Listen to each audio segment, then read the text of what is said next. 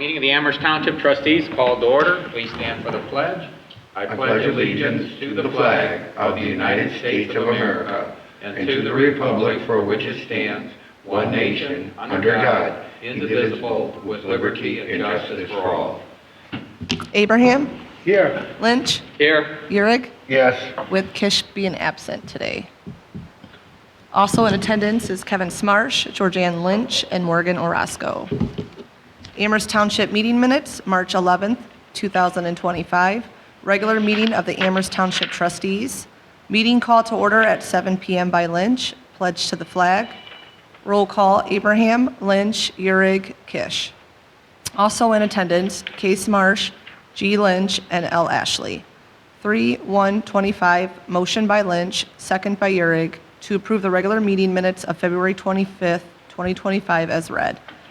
Roll call, all ayes. Abraham abstained. 3/2/25, motion by Lynch, second by Uhrig. Move to approve the financial reports and payments of items on the payment listing as presented. Roll call, all ayes. 3/3/25, motion by Lynch, second by Uhrig. Move to approve the permanent annual appropriation measure for 2025 per Ohio Revised Code Section 5705.38, C addendum. Roll call, all ayes. Sorry. Fiscal officer reported that field work is hopefully completed on the 2022 and 2023 audit, waiting for the state auditor to complete their work. Trustee Lynch presented the county inside mileage revenue comparison 2023-2024 versus the 2024 and 2025.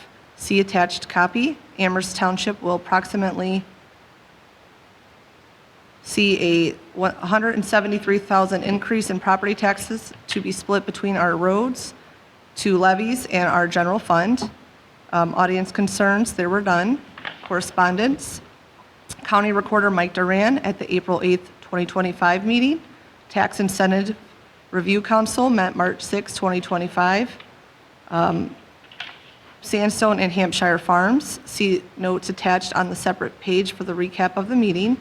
3/25, on 3/25/25, 2 p.m., Lorraine County Subdivision Review Subcommittee meeting regarding Four Seasons, 168 lot expansion, and Sandstone Mill Run, 109 lot expansion. Lorraine County Public Health District Advisor Council will hold their annual meeting on Thursday, March 27, 2025 at 6 p.m. at 9880 Murray Ridge Road, Elyria, Ohio, 44035. D. Andrella, inquiring about geocaching in Amherst Township parks. See supporting emails. A discussion ensued regarding the pros and cons of allowing something like this. There is no regulations at this time, but if allowed, that doesn't mean we wouldn't adapt regulations utilizing the Metro Parks regulations as a guide. Our biggest concern is maintenance in the parks that could develop due to traffic. At this time, the trustees are leaning no, but will invite Mr. Andrella to attend a future meeting to discuss further should he want to. Reports for the ambulance. Quarterly meeting of the Sandstone Joint Ambulance District on Thursday, March 13th, 2025 at the Amherst Fire Station at 11 a.m. For the zoning inspector was not in attendance, so Trustee Lynch reported 10 permits in February with 6 new home construction. There is a BZA conditional use hearing on March 19th, 2025 at 6 p.m. for 46140 Telegraph Road to display and sell lawn furniture, concrete statuary, storage barns, and chicken coops. Also, the BZA will have a webinar training tomorrow, 3/12/25 at 6 p.m. here in the Township Hall. On 2/26/25, the BZA granted a variance for 46325 Telegraph Road, Route 113, Amherst 44001, the warehouse construction. The Zoning Commission met on 3/5/24. The Gecko Market Cafe site plan approved. They believed they will have everything resolved, so the property should transfer in the next few weeks with construction starting soon after. There is a public hearing on 4/1/25 for proposed zoning map amendment by Gray Fox of the 31 acres, parcel number 0500048000 015 from a combination of GB1 to RAG to, did I say that right? GB1, and then it said 7? Yeah, it should have been an and instead of a Okay. 7. Okay. And RAG to R1 Conservation for 62 single families, 60 feet by 150 feet lots located east of State Route 58 on the north side of State Route 113. Stratton Farms dropped off plans, and Linda will get a hold of Sam regarding this. Road, Park, and Cemetery, our road superintendent Smarsh reported all regular maintenance in progress. Potholes being worked on. Grinding should be taken away this week with some left behind for residents' use. Found another issue with the furnace, but it is covered under warranty. No status update on the new dump truck, but we are hoping we will receive it soon. Township Administrator / Senior Services, the census zoning evaluation for permits completed. Working on making lists and on job duties for succession planning. Working on shared file systems. Continue to look into credit card processing for the township. We'll begin looking for ideas for the NOPEC community grant dollars. House Bill 47 is still waiting on guidance from the township's risk manager and prosecutor's office regarding the AED requirements. As far as complaints, they are being handled by the designated individual. The next regular scheduled meeting will be Tuesday, March 25th, 2025 at 7 p.m. at the Amherst Township Hall. 3/4/25, motion by Abraham, second by Urick. To the meeting adjourned at 7:49 p.m. Roll call, all ayes. All right, thanks, Morgan. Other than the change from a 7 to an and in the one paragraph, are there any other corrections to the March 11th meeting minutes? Which one was that? It's right here, David. We're in trouble because it shows a 7, it should have been and. You can see that's the same key. Ampersand. Yeah. Ampersand. Everything okay? The only item is that the reports, the one for the millage comparison and the one given for the Turk meeting, I believe, should be included with this because it references those. This is the attached, notes attached on separate paper, and the attached copy. So those should be part of the minutes also. Yeah, and they will be. That's what Chris says. She didn't reprint them, or retype it, but I suppose we can just make a note of that in today's minutes, David. You brought that up. All right. Okay. All right. And you might not have seen, Chris did send you an email after getting those corrections. Okay. Okay. All right. I think she was looking for a response, but it came in after you had sent your email to her earlier today. Okay? All right, so with that said, I'm going to make a motion to approve the March 11, 2025 meeting minutes as corrected. Second. Lynch? Yes. Urick? Yes. Abraham? Yes. And just so everyone's aware, I think you're all aware, Chris has a family emergency to attend to. That's why she's not here this evening.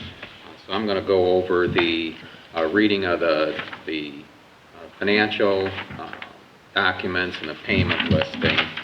You do have in your packet here the bills that were paid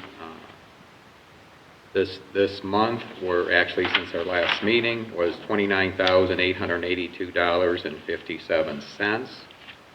You've got the revenue. We have not received the first half property taxes yet, so revenues are year-to-date $163,322.76.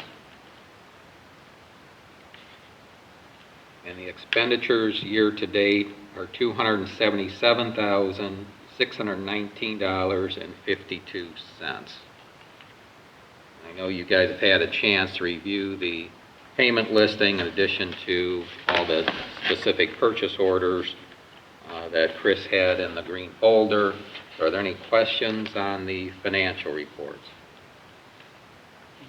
None. I will make a motion to pay the bills as presented, except the financial reports. I will second it. Urick? Ready? Yes. Abraham? Yes. Lynch? Yes. What number is that, Morgan? That would be 3-6. 3-6. Yes, 3-5 would be to approve the regular And meeting minutes. that's, pay the bills with reservations. With reservations. Okay, the second item is, Chris has the credit card report here. Everyone have a copy of this? I see yours, David. You may not have the note on it. Chris has a note on here for me that our credit card statement is incorrect, showing due of $2,380, excuse me, let me start over, showing due $2,328.62, which includes the credit amount of $763.72 as being owed but not credited. She is paying the $1,619.21 showing owed on her worksheet to avoid penalties, and she's working with Huntington to correct the actual billing statement. She's anticipating the $63.56 that Huntington charged in fees to be credited. As this is their error, not ours, including any fees we may have from paying off the balance. So you'll see on the spreadsheet, which she's pulled off of the credit card statement, the fees shown down at the bottom of $63.56. And obviously, she shows she's received receipts for every expenditure that occurred. So somehow there's some confusion over the crediting of a payment that Chris already made. And since these are all electronic, it'll be nice because there'll be an electronic footprint on there. But she believes this is Huntington's error, and she'll get this corrected. So if there's no other questions, I'm going to make a motion that the credit card account transaction detail has been reviewed per policy. The card statement is accepted as presented, subject to investigation. Second. Lynch? Yes. Eurig? Yes. Abraham? Yes. That'll be 3-7. Yes. Okay. And without Chris here, we'll wait till the next meeting to see if she's received any update on the 2022 and 2023 audit status, but I would assume she hasn't, or she would have sent us some sort of notification on that. There's nobody here in the audience, so we'll skip the welcoming of the public. Okay, we'll move on to correspondence. Again, just a reminder, at the April 8th meeting, County Recorder Mike Duran will be here and present. Item B, and David and I both attended Lorraine County Subdivision Review Subcommittee meeting earlier today at the county. This regards the Four Seasons with 168 lot expansion and Sandstone Mill Run with 109 lot expansion. That is 4 different phases for 4 seasons in that 168. And I think, David, was it 2 for Sandstone? I think they only had, for Sandstone Mill Run, I think only had 2 phases. But both of these projects were tabled. I think so. I think you're correct. But whatever it is, it's the remainder of this phases. Okay, but both of these projects were tabled by the County Subdivision Review Subcommittee. The key thing was the county is awaiting preliminary stormwater calculations. They had also requested an emergency connector road between the Four Seasons subdivision and Sandstone Mill Run. And the developers actually had some updated prints, but it's my understanding they got to the county too late to give out to the members of this subdivision review subcommittee. So they tabled this for the next month. Didn't give a date, but it'll obviously be on probably on a Tuesday or Thursday at the county next month. And David, did you have any other comments because we had several residents there also. There was one concern about drainage to the north of the property, the one property on Oberlin Road, and the concern was that it would be taken care of and continue to allow the water to drain to the north there, on the north side rather of the property. I expressed a concern that would like if there were a third ingress egress, or at least have that planned for to the development, in that there's so many units there right now. It's heavily dependent on the spline road. Everything empties onto the spline road, and that's only two entrances to the spline road. So my concern was that there's only two entrances. Consider a third, possibly to the south. Something would happen along 113. Any of those properties, that there be some access point where an ingress egress entrance could be put in. Okay. That was my concern. That's what I brought up. Okay, and David, did you think that the residents' concern on the drainage was addressed appropriately at the meeting? It was noted. It's been noted in the minutes. I think the gist of what I understood was that'll be handled in the specific plans for the subdivision. Okay, and then the second one, because Dave and I had a disagreement over the another access point on 113, it would have been nice if the developer owned any of that property, but they do not. I don't know how much they might have approached individuals, but I can tell you, had they put in a road that would probably be somewhere between 1,200 and 1,400 feet in length and 28 feet wide, when you get the easement 60 feet, that means that every one of those lots has a home on it already, so they'd have to approach a property owner that was willing to sell their lot. They'd have to tear a home down, and you know, if a developer puts a road in of that length, they're going to put houses on both sides of it to help pay for that road. And I just, realistically, I can't see putting that in as a requirement that the county says a developer has to do something. That just isn't practical, because two things will happen. The resident that agrees to maybe sell the property, if they even do, will think that, you know what, I control the key to the kingdom, and you're going to pay me well more than what this property is worth.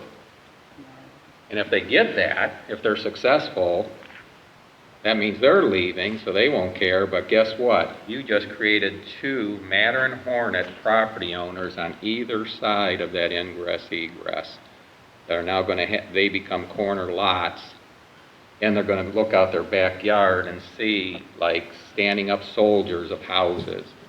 So we had a disagreement on that. We went through this extensively through the negotiations of the settlement agreement, and we even eliminated an extra ingress egress on Overland Road because it was right where the sharp curves are.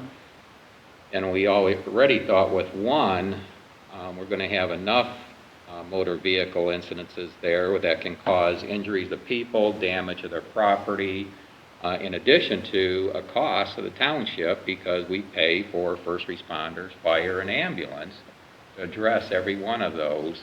So that's why we eliminated one. But it would have been nice had they been able to acquire a property there, but to force that on somebody short of a public entity taking over eminent domain, I don't see how it's a practical solution. So David, that's why I just wanted you to know that should have come up early in the negotiation. And if you recall, I always ask you and Denny, predominantly during executive session, I bring back to you what was presented to the developer, what the developers would agree to, or their counteroffer, and I always asked, what else? What do you want me to bring up? And I never had that issue brought up before. So to ask for it this late in the game, I don't see how we can. But you understand my position, why it's like I'm not going to ask for something that's just not practical.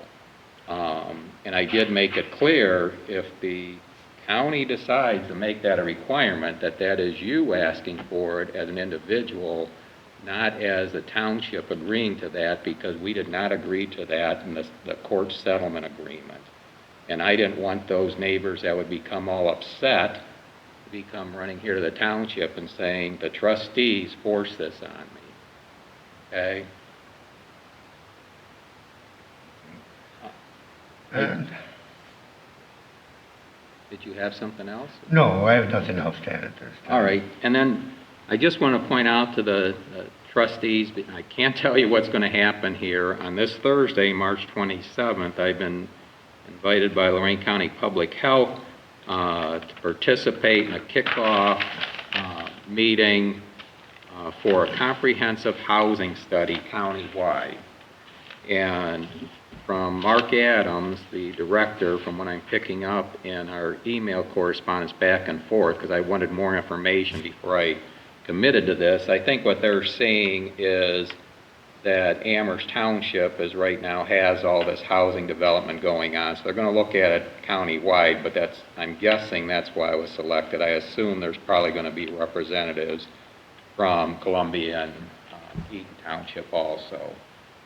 But I'm sure it all depends who agrees to attend. They didn't give a whole lot of notice. It just came out this week.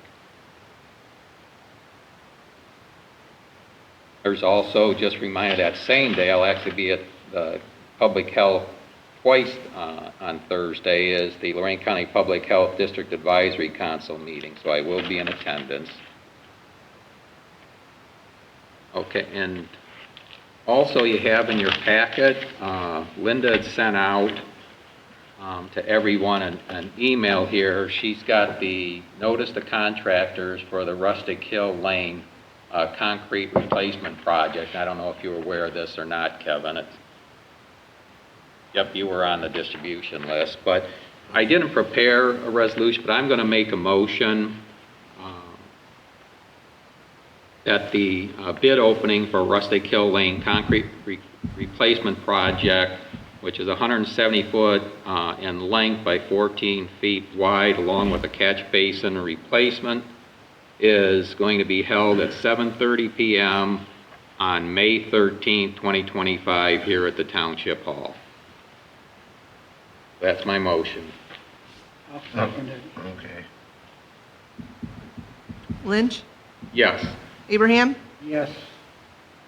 and that will be 3-8. You missed. Did you get all three of us? David, sorry. Yeah. I'm sorry, Eric, sorry. Okay, and the number there? 3-8. This is the bid Rustic Hill. Sorry, gentlemen. That's all right. It's your first time. You're doing great. And you'll make sure you discuss that with Linda then, Morgan? Yes. And Kevin, hopefully we get some good bids. Yes, definitely.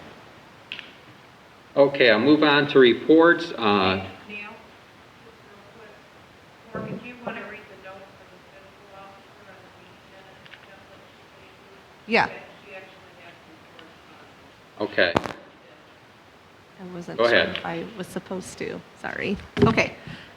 This is notes from the fiscal officer. The first half of the property taxes were received on March 21st, $493,278.52, not deposited into the UAN system yet. The fiscal officer reported no word from the state auditor on the 2022 and the 2023 audit, waiting for the state auditor to complete their work. And that's all I have. Thanks, Morgan. Well, she just answered two of our questions, so. Okay. Yep. They haven't done the money is there. Okay, as far as the Sandstone Joint Ambulance District, the district did meet on March 13th. I can tell you probably the biggest summation is that the group does have support to continue the investigation into actually charging non-district residents for the cost of first responder and ambulance service that's provided. The reason is obviously our costs are going up. Everybody's seeing that. And with some of the major roadways coming through here, many of the people that are being helped, which we're going to help them, they aren't actually paying for what the cost is. But The group wants to look at more what the other communities are doing. Obviously, we know for just ambulance service in the Southern Lorraine County and Central Lorraine County Ambulance District, there are fees charged. And for Brandon Demakia, the fire chief in the city of Amherst, because it was his responsibility to talk with all the other fire chiefs, I believe there were 2 other communities. I had provided the information I received from the Ohio Township Association on 3 different organizations that provide the billing service, both fire and ambulance. Brandon, actually, these 2 communities here in Lorraine County use a different service than the 3 I provided. So there are 4 we can reach out to if the district eventually decides that that's the direction they want to go, but they still want to get some additional information. There was also the Life Care at the time of the meeting still had not provided the reports as far as the actual incidents for the ambulance going out, and their reasoning was they were still working through the new software that they've implemented. Now, since that meeting, Brandon did forward from Life Care the last quarterly information. I have not reviewed that, though, to look at it, but it was not available at the time of our meeting. And I expect that's going to be covering for, January through March of this year. There's no one here from the sheriff.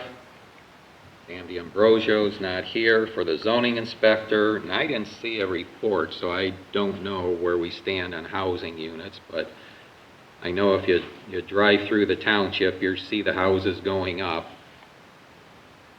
The zoning commission is going to have a busy day on April 1st. There's a public hearing on a proposed zoning map amendment for the Gray Fox subdivision. That's a 31 acres, permanent parcels. I'm not going to read it out. It's got it listed there. But they're asking for a zoning change from a combination of GB1 and RAG to R1 conservation development to put up 62 single-family homes on 60-foot by 150-foot lots located east of State Route 58, on the north side of State Route 113. There's that 7 again. Yeah, well, that's Chris probably copied my mistake. There's also Dave Kohler of Cambridge Development who is planning on putting in Stratton Corners development on Oberlin Road. It'd actually have an entryway on Oberlin Road. There'll also be property on State Route 113. He's proposing a 74-home development on 65-foot by 130-foot typical lots, also a conservation development. This, though, has changed. He actually was approved for 65 homes. At that time, he had, I believe it was almost 140 acres. But there's been a change because he needed to get another mode of ingress and egress. He was able to work out an option with a property owner on Oberlin Road and 113, so now it's changed. Instead of buying that full approximately 140 acres, he's not buying the 95 acres to the south that would have been in the Oberlin School District, because it also straddles Amherst Exempted Village Schools and Oberlin. He was only going to buy the roughly 44 acres that's in Amherst Exempted Village School District, plus approximately 9 acres fronting State Route 113. And because of all the changes that he's had to do here, he's proposed this 74-lot subdivision. We had reported in the past he went to county subdivision on this, but that was, to us, an incorrect sequence because it hadn't been approved by the township yet. So that will be presented on April 1st for a site plan review. This one, just so the trustees are aware, this will not come to the trustees. This is strictly going to be a zoning commission decision on this. Then there's a third item, is these are actually the sandstone developers. They're asking for approval from the zoning commission for Foundations Health Solutions for, I'm not sure if this number of beds is correct. This was provided to me. This one, I believe, came from Tom Oster. I don't think it came from Sam, but, you know, Sam got it from Tom. He just said it looks like it'll be 99-bed nursing home. Sam actually didn't feel at first that this is permitted, and he had told the realtor, I believe it is, that's representing the nursing home, they had asked for reconsideration. Sam decided, you know what, with the Plan Development District, he can turn that decision per our zoning over to the zoning commission. That doesn't mean it's going to be approved. When Sam asked me about this, I said, Sam, your options are: one, stick firm and say, nope, it's not, I determined it's not permitted, not going to allow it. Then they have the option of requesting a variance on it before the Board of Zoning Appeals. Or you can say, you know what, because he was going through on it could be, but, you know, it doesn't really fit. I said, well, then you can turn it over to the zoning commission, now have 5 people debate it versus just him, and so that's what they're going to be bringing forward on April 1st. You know, it's what we've got right now, those Plan Development District regulations were kind of targeted for that quarry development. That's when those were created, and if you recall, the county hired a consultant, which happened to be David Hart at the time, and they put together the zoning for both Amherst, all 3, Amherst Township, Brownhelm Township, and the village of South Amherst. That was in our zoning resolution, which required a minimum of 600 acres. As we've already discussed through a court settlement, we agreed on this particular property of approximately 265 acres that, okay, this Plan Development District was going in, but a lot of changes in it. So I don't know where this is going to go. I can tell you economically, it's not good for the township based on what we'd expect, because I looked up this Foundations Health Solutions. They are a nonprofit organization. So that means no property tax. And it also means, even though we're moving forward with the JED with Amherst, it'd only be the income tax on the wages, because being a nonprofit business, there'd be no income tax from the business profits itself. So it's, you know, it's not something to get excited about. At the same time, if a nursing home wants to locate along 58, there's plenty of other property that's already zoned that way. So if they really want to locate here from an economic standpoint, they'll end up being here anyway. It just may not be on this particular location. So it'll be a busy night on April 1st for the Zoning Commission, and I encourage you to attend. Any questions on the Zoning Commission? No. Okay, I'll move on to the Zoning Board of Appeals. On March 12th, all the BZA members were present for the webinar training that was put on by an attorney. I don't recall which law firm it was, but they discussed their roles, discussed examples of different townships that have run into difficulties because of decisions that have been made. Realize with the BZA being a quasi-judicial group, many times you end up in court afterwards. And so this attorney was going through what they need to provide to make the job easier if legal counsel has to represent the township because of a decision that the BZA makes. And it generated a whole lot of discussion among the BZA members afterwards. And fortunately, Nancy Riss did bring some desserts, which were real nice to share for a long meeting. And then on March 19th, the BZA had that conditional use hearing on Telegraph Road for the selling of the lawn furniture, concrete statuary, storage barns, and chicken coops. That was approved. That was approved? It was approved. And that gentleman, I don't recall, he actually had his business in a different township. I want to say Grafton, but I can't recall if that was the one that he mentioned or not. Okay, if there's no questions, we'll move on. Fire prevention officer not here. Roads, parks, and cemeteries, Superintendent Marsh. I don't really have anything to update on. All information is still, and all regular maintenance is in progress. They did haul the grindings out. And I still have 100 ton of salt to order yet. So as of right now, and I don't want to jinx myself, but we would have gone through 475, 500 ton Wow. of salt. So we were up. Yes. It's, the 4 years prior to this season, it was pretty lax. Yeah. So there wasn't really any real crazy storm this past season, as in long and deep snow, but there was a whole bunch of them. And there was definitely enough ice to go around. We had that long cold snap because they So a bunch of little ones became a lot. is what Yep. happened.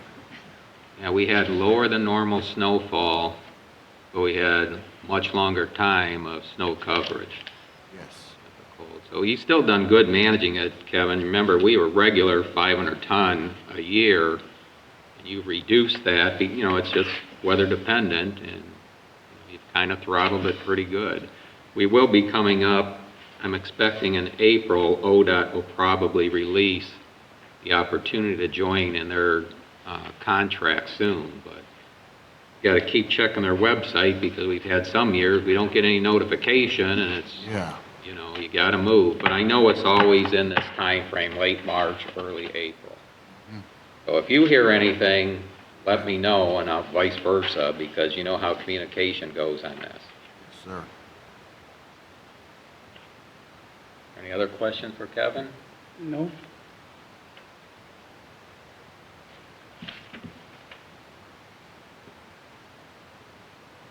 I'm not sure, Morgan, did you have anything to bring up for Linda? She hasn't mentioned anything to me, and I Okay. wasn't planning on All right. having anything to be Well, said. I will bring up one. For the trustees, you have in your packet, you're going to see a document it's titled House Bill 47 and House Bill 315 AED requirements in township parks. And if you move down, what's happened is Linda's been doing a lot of work on this back and forth between our risk manager, specifically Kim Arnold, and the prosecutor's office, trying to get an answer on this, and it's hasn't been real easy, and I think because it's so new and the way different communities are impacted, Kim Arnold's indicated that she's received all sorts of inquiries from different townships. Well, we just had the March-April 2025 Ohio Township News Magazine come out, and Linda provided, and I clipped in the top of this document, the AD placement requirements, and one of the key changes that may help us is that an amendment was added to House Bill 315 to address these concerns. They're talking earlier on about all the townships calling in with concerns, that the new requirements are that AEDs must only be placed at township-controlled sports and recreation locations. Well, we control the location, we don't control the sport, but then it goes on, when hosting organized youth sports activities. Well, we have a lease agreement with the different sporting groups, so soccer, football, softball, we don't have a separate with baseball, but they get in there. So we have a leasing agreement that all that lease agreement does is give them the reservation of those fields and preferential times and dates when they set a schedule, and any other time it's open to first come, first served. I think this is going to let us out of it. I put in the definition, Merriam-Webster's dictionary defines hosting as a transitive verb, that it's to receive or entertain guests at or for an event. Again, we don't host the sport, we have a lease agreement, it's the leagues that are doing that. Well, where this is going to become more now time sensitive, not only meeting this new regulation that the state approved, is the president of the Ohio Rebel Softball Organization, Dave Parson. We all know him. He's been their president for quite a few years now. He's requesting that the township change the park lease agreement party from him or the Ohio Rebel Softball Organization to the Amherst Athletic Association, which has been using some of our fields, but basically it's times he's already got, and he's been letting the Amherst Athletic Association for the younger children to use the park. And Linda's hesitant to change it because if you read through all the conversation she's had earlier with the prosecutor's office, there was a consideration about adjusting the lease agreement because of this AED requirement. But when we got into this, you looked at the number of coaches. I think there were almost, 82 coaches? It's lots of emails, but you would have been looking at roughly $20,000 with the estimates we were receiving between training and equipment. And then the question is, well, wait a minute, these teams are playing in all sorts of communities. Why should we be paying that, and how do we do this? And we've had discussion with our representatives also on this. And so I think with this change, we may have gotten it out, but we've got to wait until we hear from the prosecutor's office and our risk manager. We thought we could turn it over, just change the agreement and say, well, okay, we've got an agreement with you, and change the agreement with all the different sporting organizations. Say, you must comply with this law whenever your event's going on. And we kind of received some indication, that might not fly and meet the letter of the law. So I guess at this point, it's just information that this was the final change. So House Bill 47 got changed in House Bill 315, but we still got to wait until we get something definitive from our risk manager and from the prosecutor's office. And if you take the time to read through that, you'll see the prosecutors asking, well, will your risk manager cover you if you don't comply? It's a chicken or egg thing.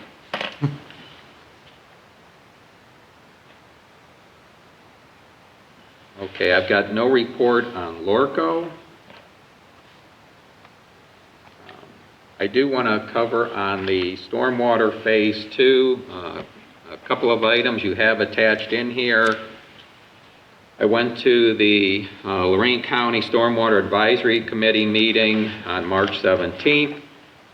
There were 5 projects that were submitted, and 3 of those 5 were approved. And that was Rochester Township, Elyria Township, LaGrange Township, all received approval on their projects.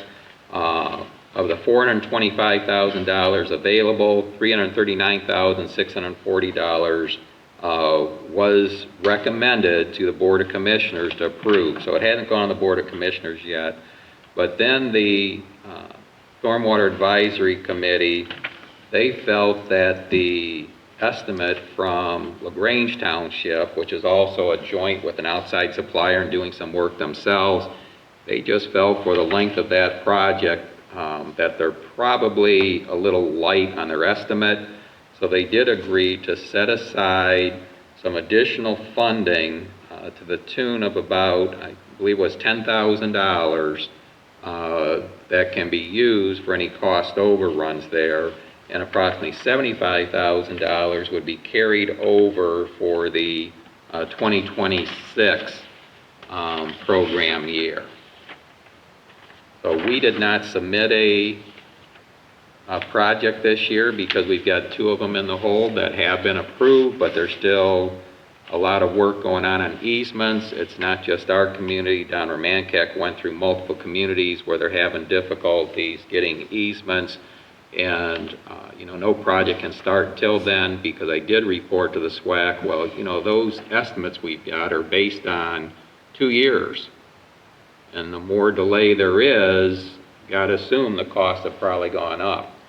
But county engineers indicated that so far on the stormwater projects, they haven't seen the price escalation as much as they have on road projects. Because a lot of it's labor, more labor than materials.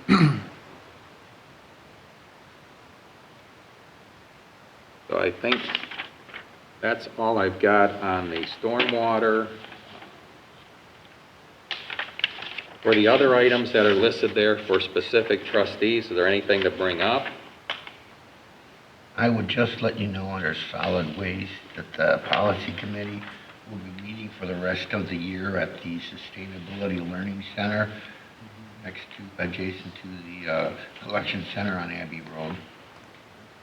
I'll let you know that. They did change the location. They figured that it was appropriate because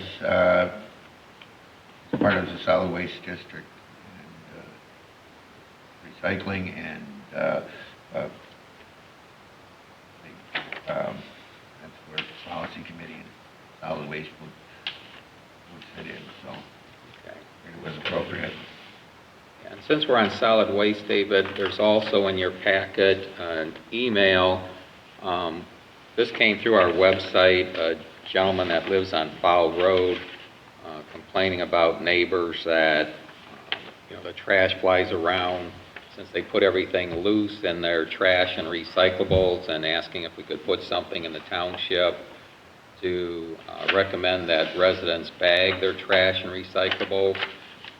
Interestingly enough, this just came up at the March 20th meeting of Lorraine County Township Association, because Brandy Schnell from Lorraine County Solid Waste District was the presenter there, and she made a comment about don't bag your recyclables because, it causes problems with machinery. Now, she was specifically talking about Republic, because they got rid of the old vacuum that used to take up the bags, and you had the manual personnel there unbagging things when we had the old blue bag program.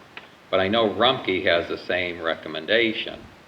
But then it got brought up first by Steve Urbanski from Brighton Township, disagreed because they've got the neighborhood complaints exactly as this, so the trash then flies all over the place, and the recyclables with all the paper flies all over, and it starts looking a mess along the tree lines and the fence lines, which, think about the rural areas and the ditches and all that junk getting in. And then some other townships brought up, and you've heard this at the consortium meetings, the same thing. And Randy indicated, well, she'll talk with the different providers about this. I don't know how much she'll get out of that, but since this came up, it was perfect timing. I was going to just send it to you, David, can you respond to this, but decided by the time I do that, it'd be just as easy to respond, so I included you on this, but sent it right to Joe Softstall, who is our representative from Rumpke, with this complaint. And to think that the drivers are going to jump out of their truck and go chasing this stuff down on a windy day, especially through when it's wet, that's not going to happen. Now, realistically, that's not going to happen, so we want to know, can they bag these things? And I think really they're going to have to adjust how their machinery is and figure out how to do this, because putting things in loose, it's going to be a problem, and you see it all around. And it's lighter stuff. Many times too, it's when they lift the bin to dump it in the back of the truck, they're lifting that box up, and that's when it gets exposed to Right. a lot of wind. Well, it's not It's just not that. necessarily when the totes are going in, but when the bin goes over, right? But there's two different opportunities when it's loose. They have the front loader first part, they dump it in there. Some of it will fly out. Then when they get so much in there and they put it back towards the back of the compactor, it happens again. If it's in a bag, it's not coming out, because now the whole bag has to come out. So as you meet with the policy committee, anyone else solid waste, you might want to keep bringing this up, because eventually, I'm going to ask Linda to respond to this gentleman. We can't put a recommendation in the newsletter yet unless we know what the response is from Rumpke, because we can't have something that's contradictory to what they have here. But we are seeing more of this trash flying around because of the encouragement of people, just throw it in there loose. And I know many people don't just because of that. They don't want the trash flying out. Well, it's commingled recyclables is what it is. Yeah. He said before, I know they frown upon the bags because the bags get in and they gum up the automated system. Well, I think they need some engineers to figure out how to handle that if the thing is cost savings, so that they don't have to have a lot of labor there, that it can be done. You know, it's just a matter of the willingness and the cost. But if you bring it up because you're going to these other meetings, I guarantee you I'm going to bring it up. It was interesting to hear the comment from other townships that we're not alone. This is across the county. Neil, Yep, have you done this yet? we're coming to it. Okay.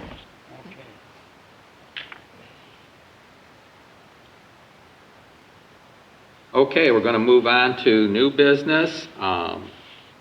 You have in your packet a prepared resolution. This resolution is authorizing all actions necessary to establish an opt-in natural gas program pursuant to Section 4929.27A1 of the Ohio Revised Code, jointly through NOPEC as a NOPEC member. And I'm going to bring that motion to the floor just so we can have discussion. I will second.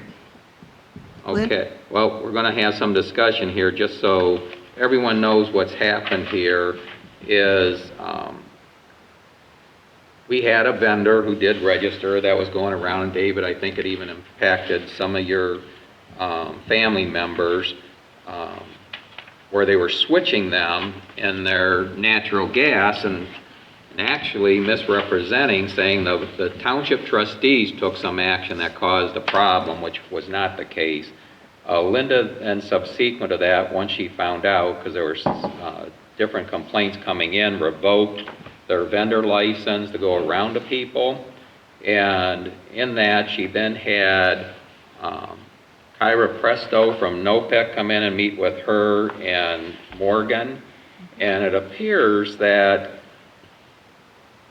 it's going to take so long for people to get opted back in, and I've had this experience myself years back. I had switched to an alternative gas supplier because it was a huge savings, but then naturally after the contract period ended in a year, they jacked the price up so high, and it took months to get switched back.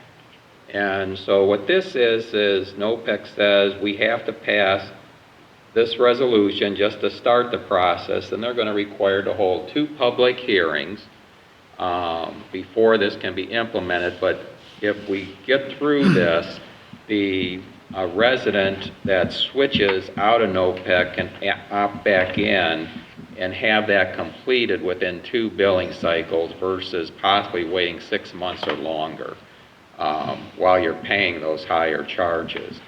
I did not contact Kyla since, again, this is something that I had just received recently. It's March 19th, late on March 19th, to find out, well, geez, I don't recall doing anything like this for the electric. Linda said that never came up in the discussion, so I don't know if there's a mirrored type of legislation we need for electric, or if we're already okay with that. But that's the reason for this. This legislation is just starting the process, and then I'll let Linda kind of try and pick the dates for the public hearings. She obviously can be talking with us based on what else is going on in the township. She usually receives notice because she'll be recording it on the main calendar as far as what's going on every different night, so you don't have people running into each other, but try and pick a couple of nights here for NOPEC to come in, and NOPEC will actually run the public hearing. So that'll make it easier for us. And then there'll be future legislation if the township agrees to do this, to enter into, and I don't see why we wouldn't, because there's no cost to us, and all this is to improve the options for the residents that if they switch, they can, of NOPEC, they can switch back in without having to wait a long, long time to get back in. Are there any other questions on this? No. Okay, roll call, Morgan? Lynch, Yes. Eurig, Yes. Abraham. Yes. And that What would be is that? 3/9/25. 3/9? Yep. 3/9? 3-9. Okay, our next regular meeting will be at 7 o'clock on Tuesday, April 8th. Any need for a work session, Kevin? No, sir. And Duran's supposed to be there at that meeting? Yes. Is it? Any need for an executive session? No. Any other business? No. Can I have a motion to adjourn? So moved. Second? I'm sorry, who first? Abraham, Yes. Eurig, Yes. Lynch. Yes.